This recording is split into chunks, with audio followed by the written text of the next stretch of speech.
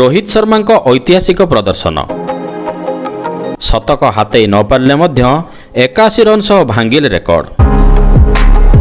Captain Rohit Sharma IPL 2025ର ଏକ ମ୍ୟାଚ୍ରେ Mumbai Indians ପାଇଁ ଗୁଜରାଟ ଟାଇଟନ୍ସ ବିପକ୍ଷରେ ଏକ ଚମତ୍କାର ପାଳି ଖେଳି ଇତିହାସ ରଚିଛନ୍ତି। ରୋହିତ 50ଟି ବଲ୍ରେ 81 ରନ୍ ସଂଗ୍ରହ କରି ଏକ ନୂଆ ରେକର୍ଡ ସ୍ଥାପନ କରିଛନ୍ତି।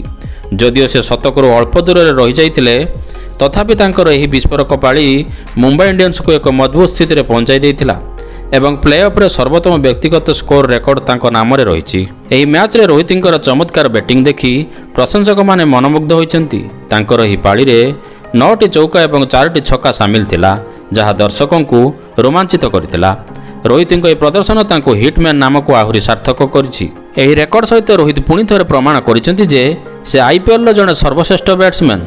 ତାଙ୍କର ଏହି ଅବିସ୍ମରଣୀୟ ପାଳି ବଳରେ ମୁମ୍ବାଇ ଇଣ୍ଡିଆନ୍ସ ଗୁଜରାଟ ଟାଇଟନ୍ସକୁ 20 ରନ୍ରେ ପରାସ୍ତ କରି କ୍ୱାଲିଫାୟାର 2 ଖେଳିବାର ସୁଯୋଗ ପାଇଛି।